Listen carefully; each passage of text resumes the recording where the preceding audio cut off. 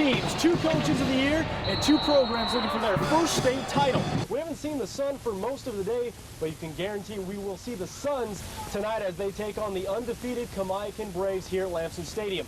Well, the last time it was sleepless in Seattle, the headliners were Tom Hanks and Meg Ryan. Terry Annie, if you can hurry up and get down here, these bad boys will run out. The road to the Final Four is often littered with Cinderella teams, small schools, and crumpled up brackets. My bracket has been MIA since day one. With only 2 games away from a state title, that excitement's only going to build, and it starts tonight with the Todd Beamer Titans. The loudest crowd roar at a sporting event, not just once, but twice. And if you want to know what that sounds like, just stand next to a jet engine. Ask Jay Frank to keep that thunder and lightning at bay just for a little bit longer so that we can get this game going. At Edgar Brown Stadium, I'm Vince Sapienza. Back to you. The Final Four is finally set. Florida and Wisconsin punched their tickets to the Final Four last night. Today, we found out who joins them in Arlington next week. Let's start in the East Region. UConn and Michigan State in Madison Square Garden starting the second seesaw game. Huskies up 2. Shabazz Napier begins to take over, knocking down the triple UConn by 5. Less than 2 minutes left now. Everybody, welcome to the Shabazz Napier show. Pulling up at the elbow, hitting the fadeaway jumper. He finished with 25 points. And the Huskies punch their Final Four ticket to North Texas. They'll play top seed Florida. Now the Gators are on a 30-game heater. Their last loss, this same UConn squad. Go to the Midwest now, where Kentucky and Michigan kicked up their dancing shoes. 40 seconds left in the game. Michigan down by basket. Wolverines with several solid looks at the three-pointer, but Jordan Morgan taps it in for the deuce. That ties the game at 72. 9 seconds left in this one. As time is running out of the game, Aaron Harrison, who didn't score a point in the first half, with ice in his veins, drains the game-winning triple, leaving just 2.3 seconds left on the clock, and the Wildcats headed to Arlington, setting up a date with the Badgers of Wisconsin, 75-72 your final. To the ladies bracket, Sweet 16 action. The Schimmel sisters led the Louisville Cardinals against LSU. Second half we go, and the old Hermiston Bulldogs were up to their old trick. Shoney calling 3-ball corner pocket, making it a 16-point game for her. She finished with a team-high 19 points and 6 assists. And speaking of assists, one of her patented no-look behind-the-back passes to her sister Jude for the layup, and the Schimmels march on to the Elite 8. They'll play Maryland on Tuesday. The Mariners season will be in full swing in less than 24 hours, but the road is long for the M's. In fact, longer than any other major league club will have to travel. The M's will travel more than 51,000 miles in road trips this year. That's more than 4,000 miles longer than the next closest team. Hopefully, the team invested in some pretty good headphones because they'll have to put those to use. And the road starts in Anaheim tomorrow. The man leading them out on the bump, no surprise here, King Felix Hernandez marks his 6th straight opening day start, his 7th of his career, which is a Mariners' new record. Seattle squaring off with the Angels at 7 o'clock tomorrow night. Buckle up, it's the first of 162. Stay on the diamond now for some softball. The Hawks hosting a doubleheader with the 2013 NWAC champs Wenatchee Valley. CBC took game 1, but it was the Knights who stormed the castle in game 2. First inning was a hitting parade. Start with Iris Rodriguez dropping one in the gap.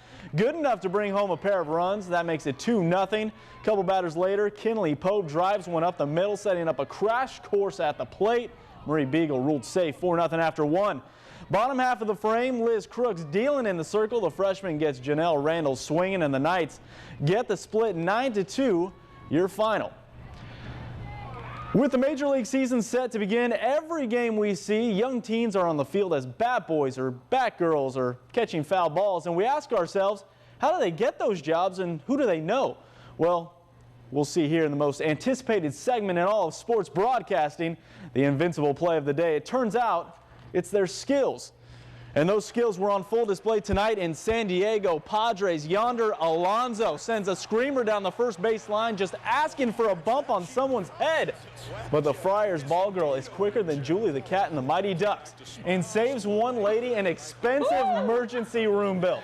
Her quick thinking and her quicker Look at that guy. and her absolute and her quicker glove makes that, ladies, the invincible play of the night. And look how thankful that lady is right now.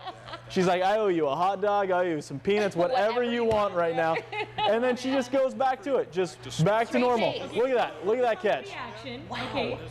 The crowd's reaction is better than right, hers. exactly. Fantastic. Unbelievable. You can't teach those kind of skills. No, certainly not. It was Thank you for using it. It was invincible. Are we gonna Thank you. You know, after the turnover we had, I thought, you know, we're going to lose. I actually sat down because I knew they made it, and I was like, oh, crap. And then it sat there on the rim and just didn't fall down.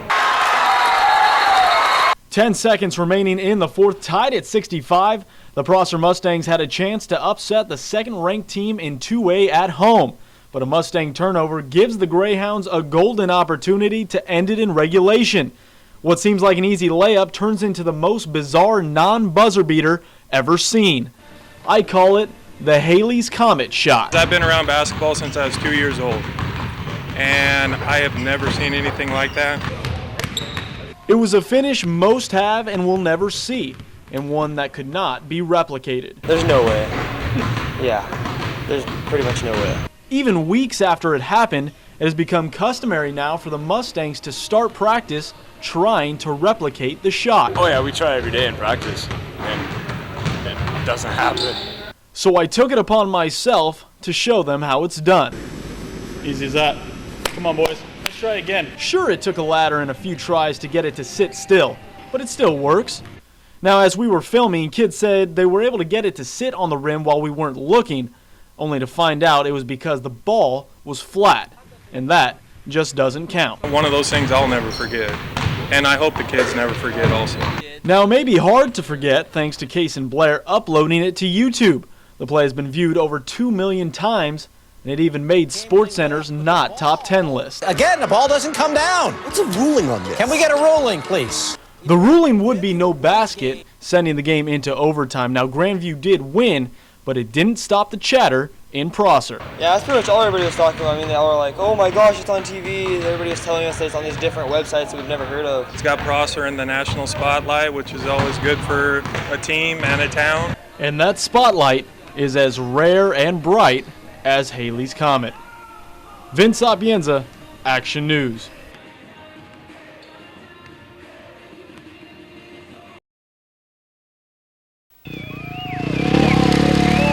"290 feet. Though unrecorded, that's the distance of the longest dirt-to-dirt jump ever made, and it was Alex Harville's newest conquest. It's hard because this is all sand, and it's hard because the runway isn't the smoothest. It's rough. Many locals call Alex the next Evel Knievel. Knievel was known for his outrageous stunts and stomach-churning crashes, but Alex is adamant about blazing his own trail. He was way crazier than I am, had different machinery. You can't even compare. Set my own dynasty, I guess, breaking my own records, doing it my own way. In May of 2012, the Ephrata native set the mark for the longest jump on flat level ground. And today, after his fourth try, Alex made history. Pro motocrosser 354, Alex Harville.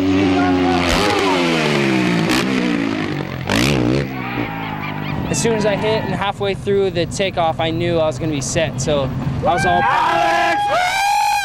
After 3 tries of sub-290-foot attempts, on his fourth try, Alex landed at an official 297.55 feet.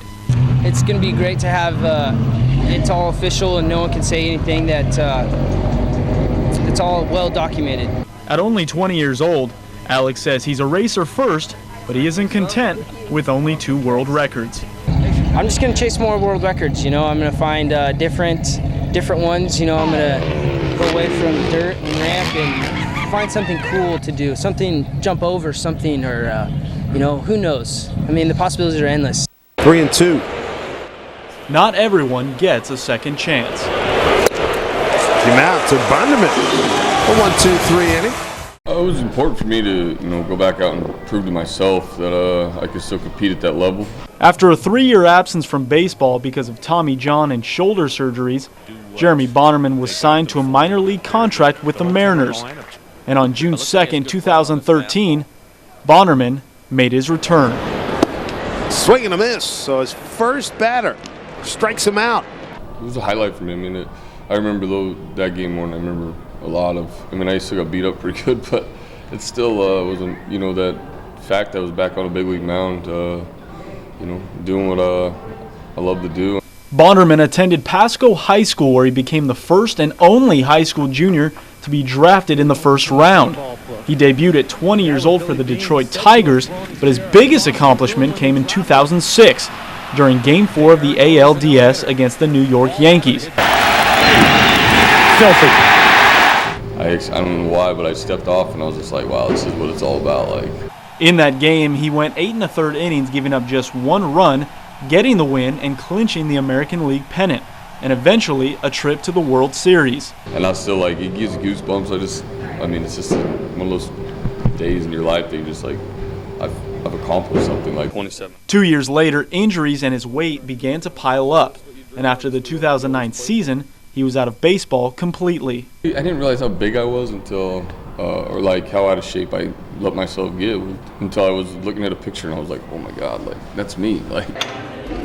That's when Bonderman, who made a career of working out, finally understood the importance. Thought I had it all, and then I look back and I'm like, man, only if I would have worked hard like I do now, what could I have done in my career? And that's the hard part. Which is why he chose to give back to the same community in which he grew up.